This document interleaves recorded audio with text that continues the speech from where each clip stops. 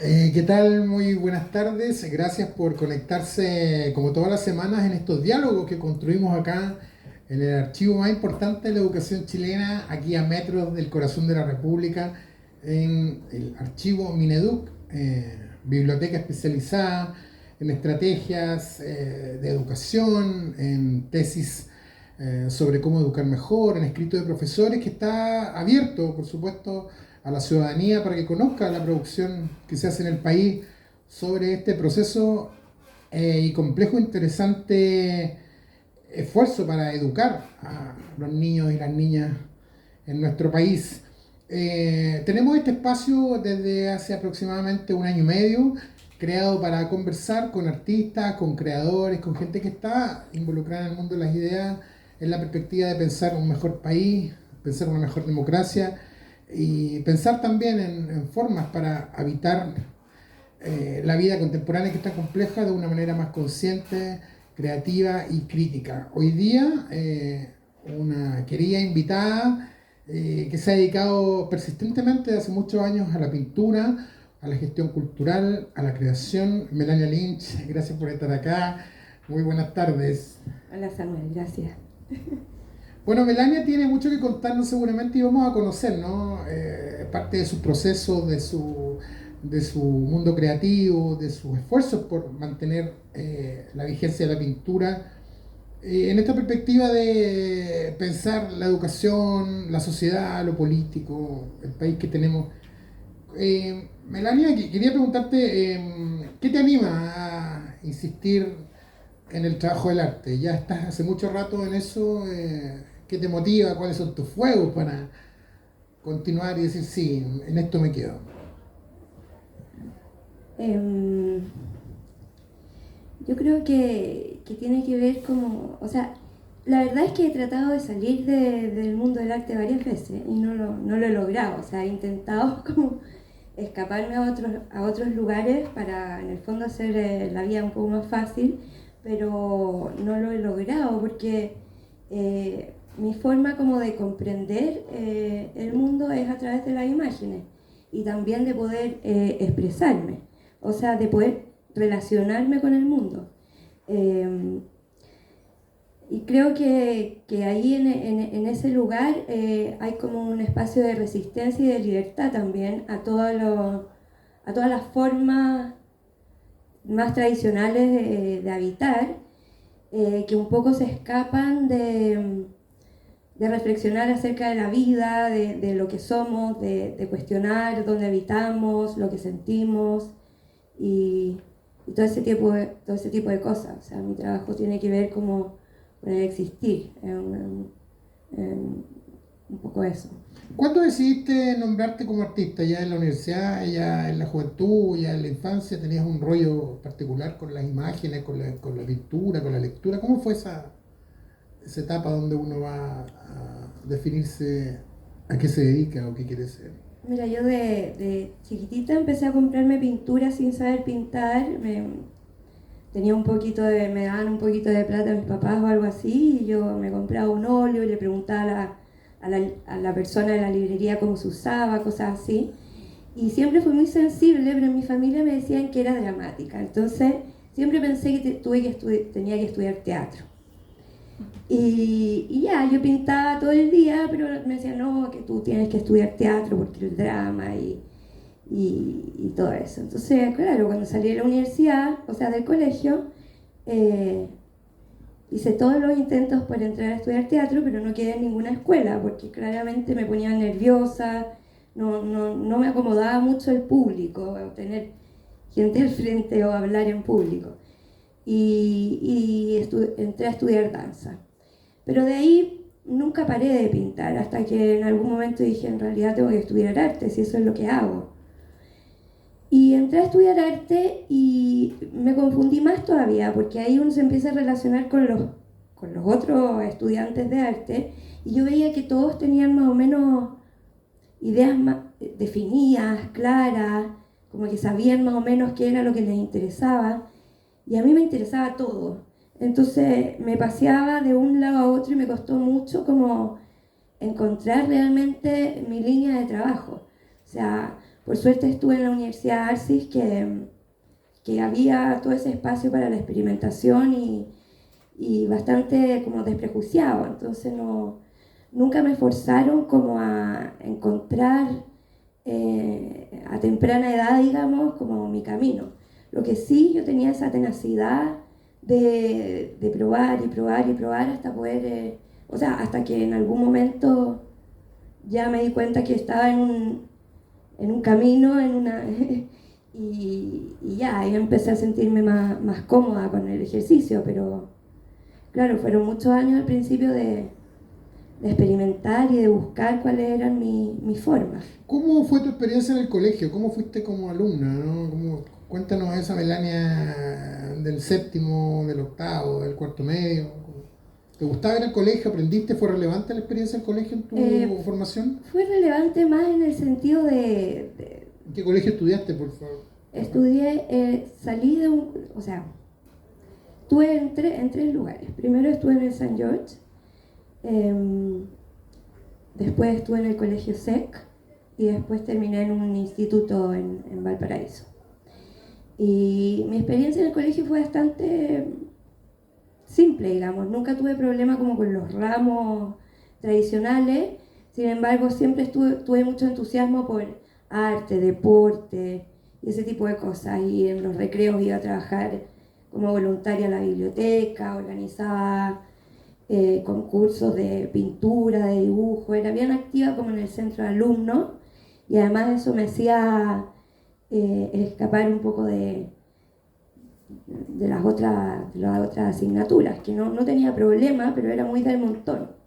No era muy buena para estudiar, era más buena para hacer cosas. ¿El contexto de la dictadura te afectó? ¿Lo sentiste? ¿Cómo fue esa contextualización en los tiempos que estudiabas? Sí, yo creo que a todos nos afectó de alguna manera, pero mi mamá era ¿cómo se dice? Bueno, participaba en las actividades del MAPU, entonces cuando llegó la dictadura ella tuvo bastante miedo y varios de sus amigos fueron desaparecidos, qué sé yo. Entonces yo recuerdo, por ejemplo, a mi mamá quemando libros en la tina del baño, recuerdo militares preguntando por mi mamá y ella misma respondiendo que no vivía ahí, cosas así. Y además, mi papá, que no era muy metido en política, había una persona que se llamaba igual a él, curiosamente, y este otro señor sí estaba muy metido en política y también mi papá estuvo preso un par de veces porque lo confundieron con este otro señor que tenía el mismo nombre. Y claro, cosas así que yo no entendía muy bien porque en verdad tenía un contexto bastante como resguardado, pero sí sabía que pasaban cosas, o por ejemplo eso de los toques de queda, de tener que entrarse temprano, mirar por la ventana y ver pasar los tanques o los militares, todas esas cosas van quedando. Y un poco más de grande como empezar a saber que existía todo un mundo subterráneo también, que toda la cultura estaba como enterrada, pero que no estaba muerta. En el fondo eso también me influyó para después, digamos. En síntesis, entonces, ¿cómo dirías que fue tu proceso de infancia? ¿Fue más bien íntimo? ¿Fuiste más extrovertida? ¿Fuiste...? No, yo creo que era como media, era como del montón un poco. O sea, tal vez tenía gustos más excéntricos de música, cosas así, pero no... ¿Qué escuchabas, por ejemplo, de niña? Escuchaba Joy Division, The Cure, todo ese tipo de música como de esas épocas. Claro, mis compañeros, no sé, escuchaban Garibaldi. Entonces había ahí tenía un par de amigos que eran más alternativos con su música. ¿Y qué tal la experiencia de la Escuela de Arte de la Universidad Arcis? ¿Cómo te modeló? ¿Cómo te influyó? ¿Cómo te reafirmó? ¿Te desconstruyó? ¿Cómo fue ese paso por la escuela? Yo primero estudié en el Instituto de Arte Contemporáneo antes del Arcis y alcancé a estar un año y medio ahí cuando quebró. Y el Instituto de Arte Contemporáneo era bastante familiar, éramos muy pocos alumnos y tenía una cosa muy familiar. Y después al entrar al Arcis, que es una universidad grande, con muchas personas, yo me deconstruí, me deconstruyó la universidad, me hizo cuestionar todo, no fue cómodo ni fácil, pero fue muy desafiante y muy entretenido. ¿Por qué no fue cómodo y fácil? Porque no sabía bien qué era lo que quería hacer. Tenía como te decía antes, a mí me costó encontrar realmente qué era lo que yo necesitaba expresar o aportar o cómo tenía que hacerlo. O sea, en un principio hice de todo, performance, acciones de arte. Bueno, esas performances, esas acciones de arte, si los pudieras narrar. Sí, en la universidad de hecho creamos como un grupo con unas compañeras, inventábamos canciones y hacíamos como sketch, medio ridículos y hacíamos los trajes, era bastante entretenido y cuestionábamos como la cultura pop un poco. Y después ya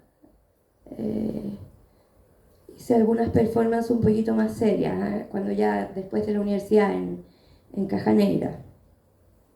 Pero muy poquito, porque en realidad no. ¿Qué profesores recuerdas importantes en la época, Arci? ¿Profesores? ¿Sí? ¿O profesora? La verdad es que tenía muy buenos profesores, los recuerdo yo creo que a todos, porque eran muy buenos profesores, muy buenos artistas además. Y Brugnoli, por ejemplo. Francisco Brugnoli con la Virginia Razzuri, Machuca, Sanfuente, Fromer, claro. Es una época bien nutrida también. Muy nutrida, sí. Y en ese contexto de dispersión y de búsqueda de sentido, ¿la cosa pictórica te agarró fuerte y empezaste como a...? No, de hecho en la época universitaria es cuando menos pinté. Como que volví a la pintura después de la universidad, en verdad. Después de varios años, o sea, salí de la universidad y entré a trabajar a Caja Negra y ahí todavía no sabía bien. Yo te diría que es como mi tercera educación Caja Negra. Y más o menos empecé a pintar de vuelta como el año 2004.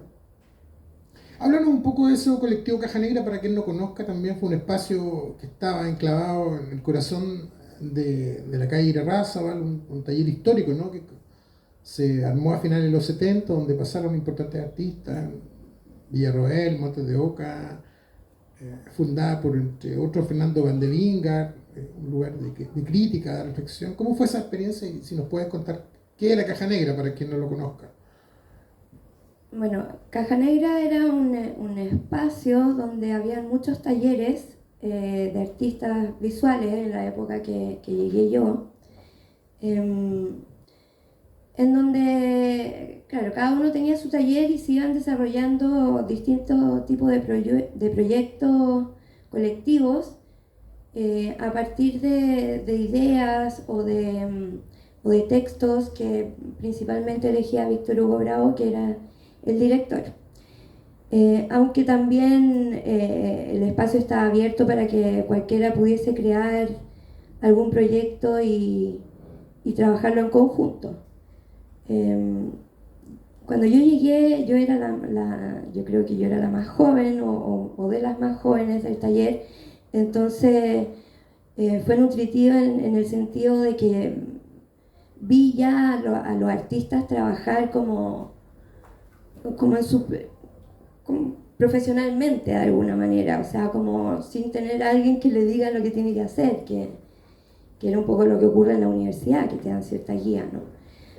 Así que eso fue, yo creo que muy importante en mi educación como artista y además lo que me permitió, yo creo, continuar siendo artista. Porque muchos de mis compañeros y compañeras dejaron de ser artistas porque la verdad es que al principio es muy difícil lanzarse al mundo del arte, al circuito del arte, que también es bastante cerrado.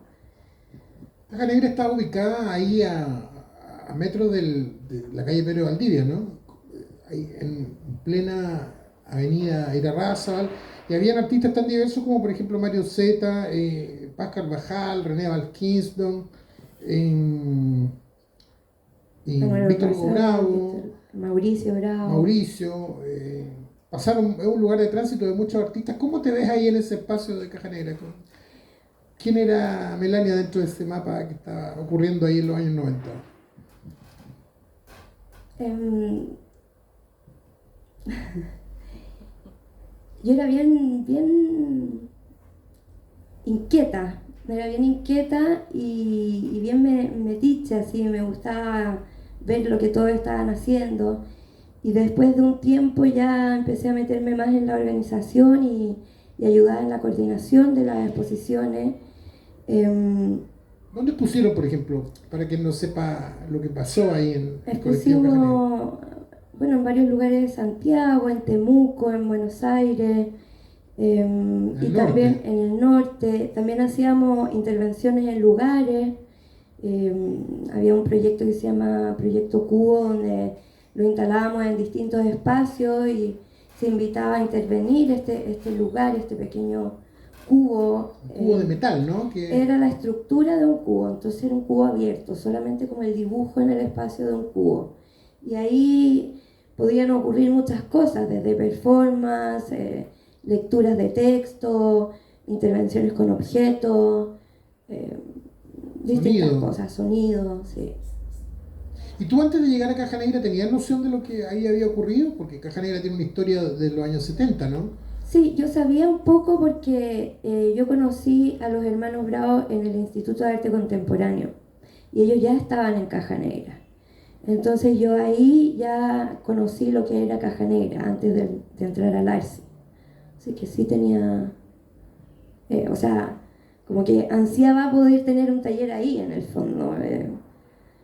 Claro, pero no era tampoco en esa época llegar y decir, oye, quiero arrendar un taller y le pasaran las llaves. Había una especie de curatoría, o sea, claro, no entraba así cualquiera que quisiera pagar por un taller, no, sino que tenía que pasar por algún tipo de filtro. Más que nada conocer a Víctor Hugo y que él viera si te podías adaptar o no como al sistema que había en el taller, porque era bastante precario, o sea, los talleres eran hechos a mano, había un solo baño para, no sé, 20 artistas y, y bueno, yo al principio tenía taller y después al poco tiempo ya me fui a vivir ahí, entonces yo era como de las habitantes, éramos pocos los que vivíamos ahí en ese espacio y claro, yo habité ese lugar por casi 10 años. ¿Qué sentiste cuando demolieron Caja Negra? Y estaban las máquinas,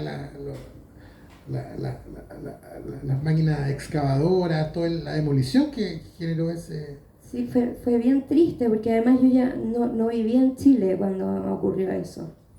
Entonces, claro, viví todo el proceso de lejos y fue bastante triste como no poder estar con los compañeros y los colegas ahí pasando ese momento amargo, porque fue como una especie de muerte para todos los artistas de Caja Negra. Por suerte quedó registrado en un libro bien importante y bien voluminoso la memoria de lo que ocurrió ahí, ¿no? Los artistas que pasaron, fotografías, documentos, un archivo importante. En medio de todo ese mapa, de ese frenesí de los años 90, fiestas, encuentros, visitas, carretes, ¿cómo armabas tu proyecto de pintura?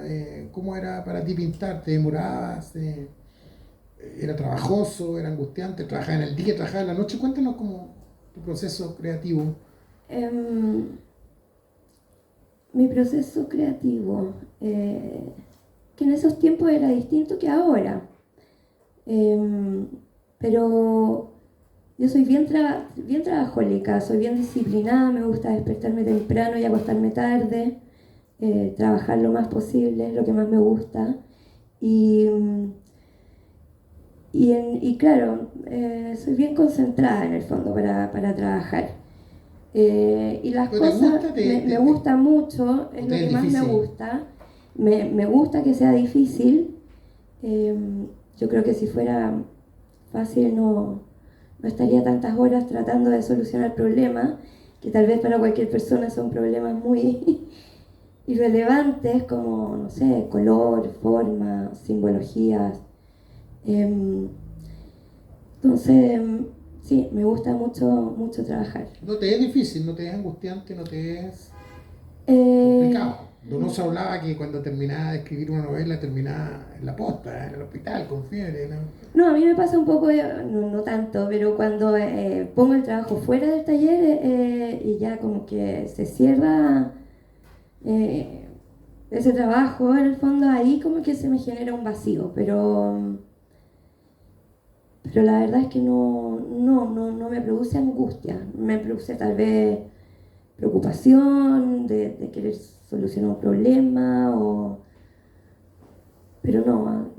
¿Y de qué habla tu pintura? Para quien no conozca tu obra, ¿cuáles son los temas que orbitan tu producción pictórica? Eh, yo trabajo, como te decía antes, con lo que es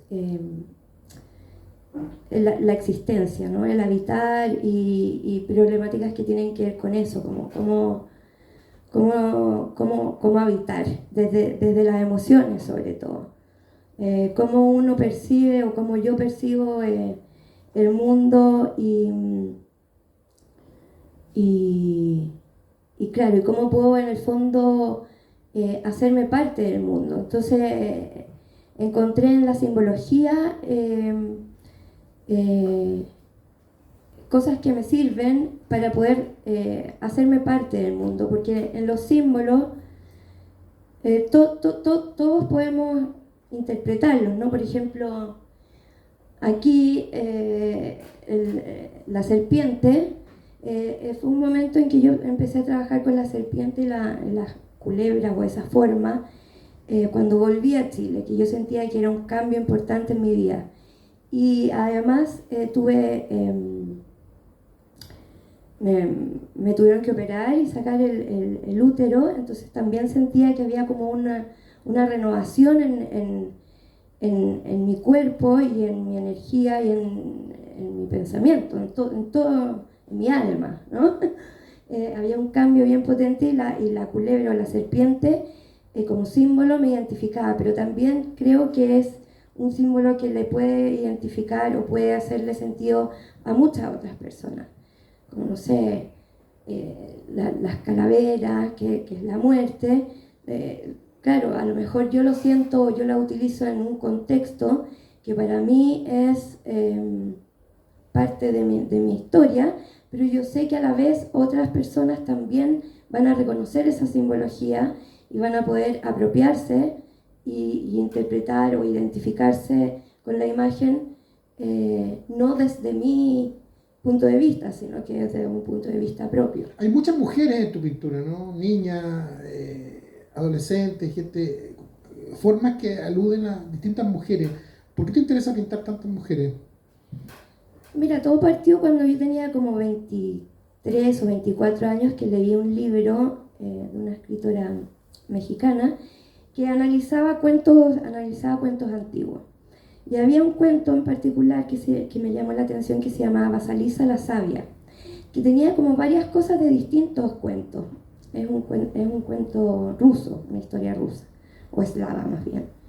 Y esta niña perdía a su mamá, a su padre y perdía todo lo que era en el fondo la seguridad para una niña, la contención. Pero su madre al morir le entrega dos elementos. Uno, un báculo con una calavera en el tope que simbolizaba en el fondo la luz o como la antorcha por donde esos ojos salía una luz, ¿ya? Y simbolizaba como todos los ancestros que tenía esta Casalisa, la niña, para que la acompañaran en su camino. Y también le regaló una muñeca muy, muy pequeñita para que se la ponga en el bolsillo y cada vez que la niña tuviera un problema o se enfrentara a un obstáculo o a un desafío, cuidar a la muñeca como en el fondo, como símbolo de cuidarse a sí misma. Y eso a mí me llamó la atención y se me quedó clavada la imagen de ese personaje. Entonces he usado ese personaje como un arquetipo para poder poner en ella todas las experiencias que yo puedo ir viendo o teniendo, o compartiendo, o tratando de entender de mi propia vida. Y esa fuerza que tiene, por ejemplo, ciertas ideas o imágenes de la melancolía también, también una suerte como yo encuentro que hay un paralelo ahí bien parecido, bien potente con ciertas imágenes que tiene el manga, por ejemplo. Eh, ¿Qué reflexionas respecto a ese, ese imaginario que proyectan tus dibujos y tus pinturas? Hay algo que hay otra temática que a mí también me ha atrapado mucho, que es el tema de la soledad. De cómo en el fondo las personas podemos estar muy acompañadas y a la vez sentirse muy solas o estar solas y sentirse muy cómoda o todo el tema que tiene que ver con la soledad y que se relaciona también con la muerte, porque hay momentos en que uno está solo que es como que no existiera. Entonces también tiene que ver como con ese tipo de emoción. Yo cuando me fui de Chile, desde ahí nunca más viví en una ciudad hasta ahora y siempre viví en lugares muy alejados. Viví 7 años en Irlanda, en un lugar que era como la Patagonia chilena, así muy desolado y con un clima muy rudo, donde yo tenía que estar enfrentada a la naturaleza a diario y sola. Entonces eso te lleva como a una introspección bastante profunda, en donde uno empieza a reconocer sus propias sombras, sus deseos, sus frustraciones, y a la vez a incorporarlo de una manera melancólica, pero no terrible, como no es un desastre, sino que es algo donde uno tiene que aprender como de la existencia del habitar y de estar en comunión con tu entorno. Si le pudieras dar alguna clave de interpretación, de acercamiento a los lectores, a la gente que acerca tu pintura, ¿qué le dirías que pongan atención? ¿Cómo de alguna manera llegar a la...? Sé que es un espacio muy abierto, como el espectador decodifica la obra, pero si hubieran elementos que a ti te interesara rescatarle, ¿no? La idea de construir público, de enseñar lo que el artista cree para que se aproximen a su obra, ¿qué les diría a esa gente que va a conocer tu trabajo, por ejemplo? Les diría que intentaran mirar la imagen por más de 30 segundos y, y encontrar en las formas tal vez algo propio.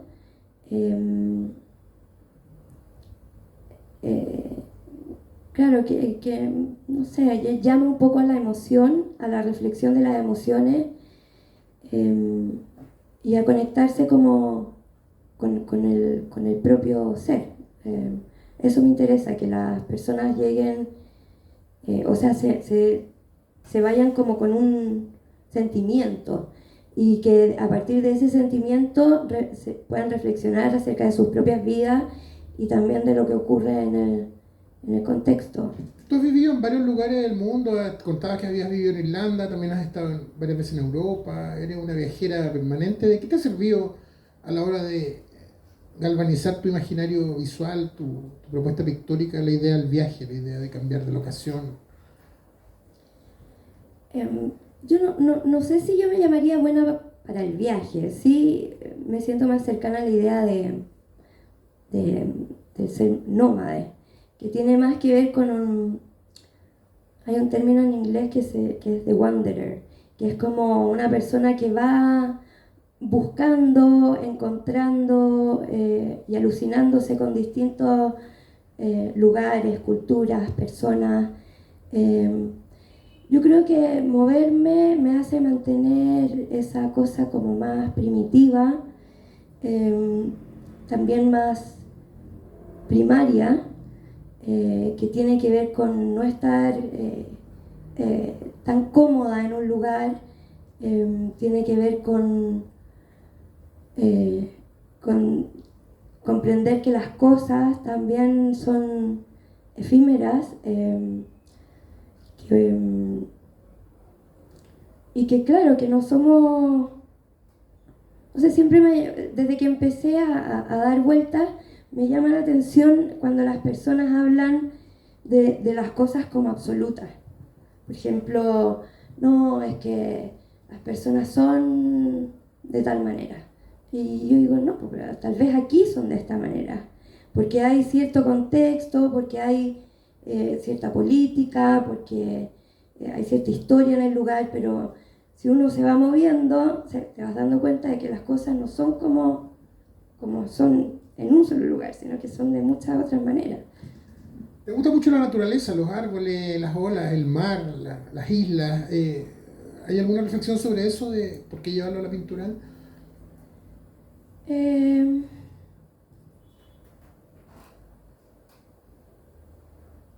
yo creo que observar la naturaleza es tan importante como observar, no sé, la sociedad, la política.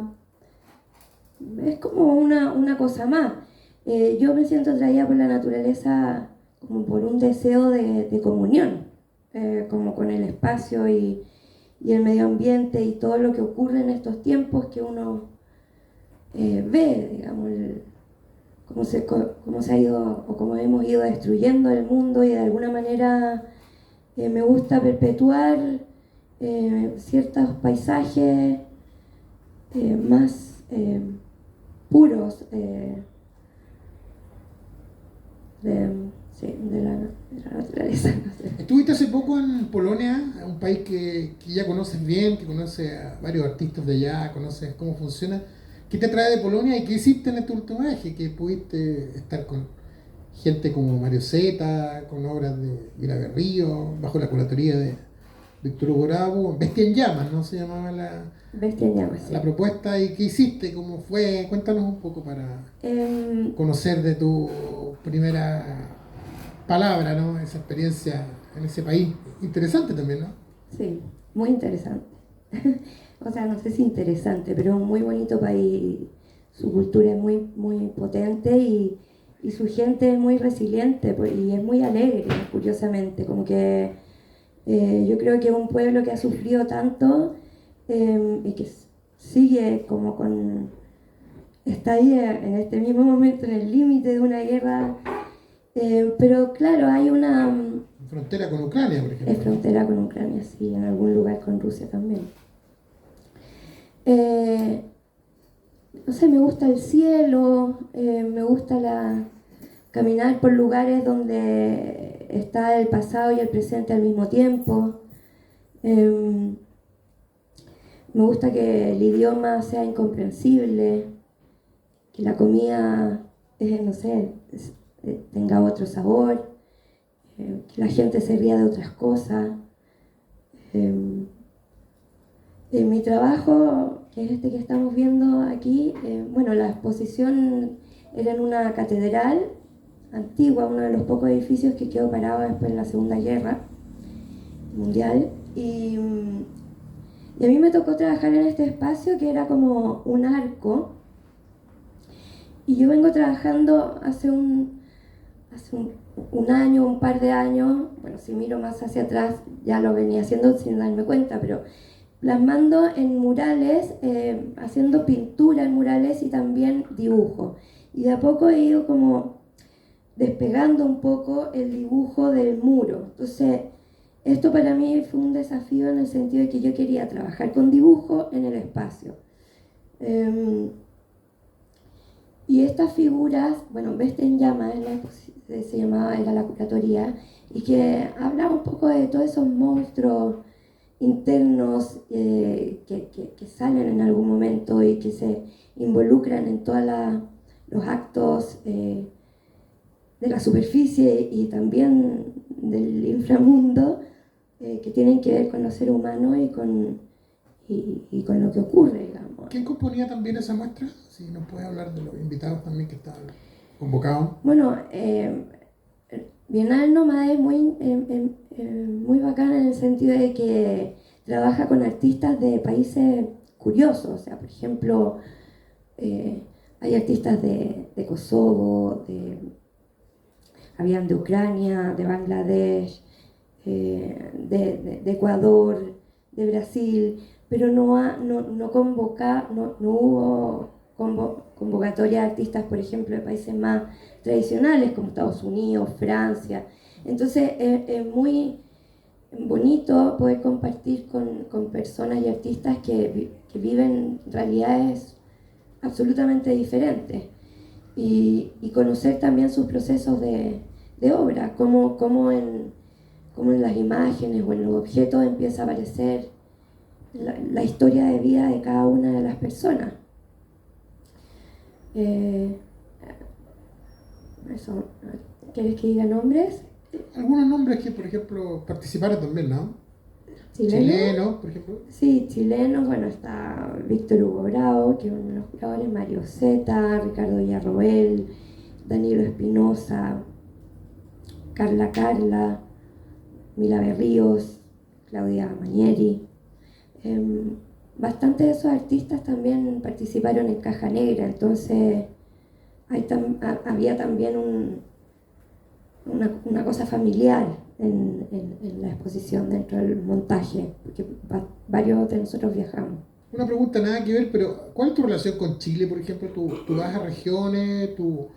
¿Tienen vínculos curatoriales con artistas de otras regiones? ¿Cómo está ese correo, esa conexión con la producción local? Yo soy un poco...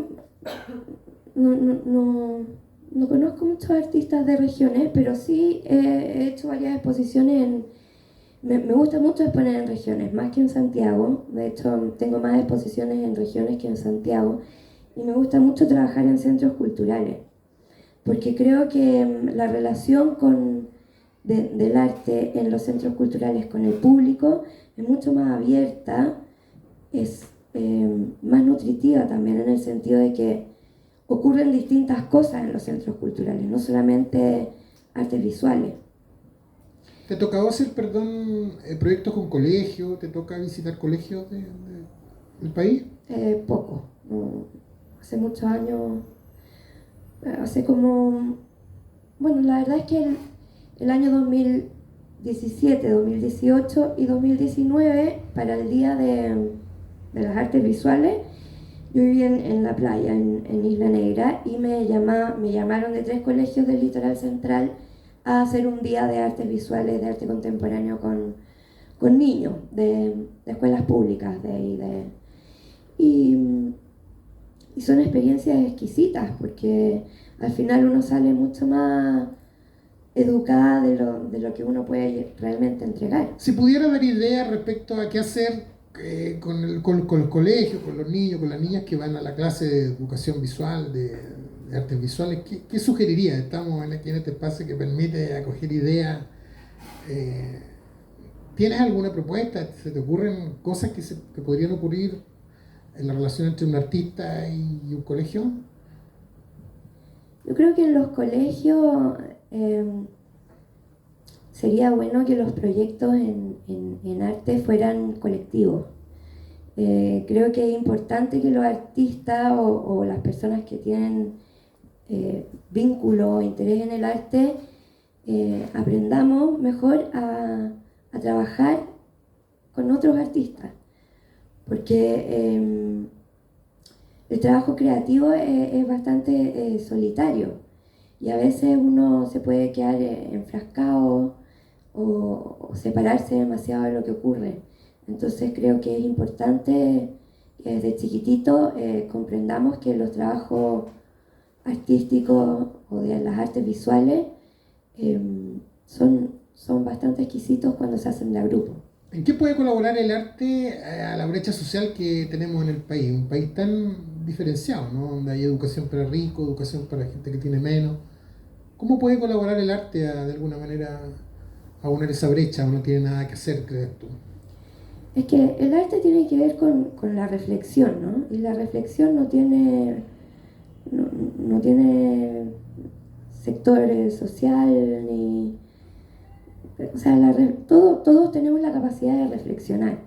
Entonces yo creo que el arte nos pone en una situación que todos debemos habitar de una u otra manera. O sea, todos tenemos que reflexionar. o todos reflexionamos, ni siquiera es que deberíamos reflexionar más tal vez, pero claro, todos tenemos esa capacidad, por un lado. Por otro lado, el arte entrega libertad, porque se supone que en la creación no hay límites y uno puede realmente hacer lo que quiera, lo que le parezca. Y por otro lado también el arte es un espacio de resistencia siempre, porque es como contradictorio a las formas de vida, no sé, por ejemplo, de capitalismo, de consumo que tienen todas las sociedades en estos tiempos. Entonces, el arte es una forma de vivir observando y resistiendo. ¿Cómo ven los procesos de apoyo al arte en Chile actualmente? La financiación, el fondar, las becas, los aportes, ¿te gustan? ¿Te quedan incómodos? ¿Piensas que podrían mejorar?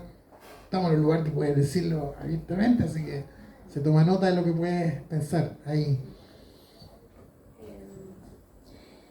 Mira, yo nunca he postulado a un concurso, por ejemplo, nunca he postulado a una beca, nunca... Y también siempre me había resistido a postular a Fondart o a los proyectos del Ministerio de Cultura.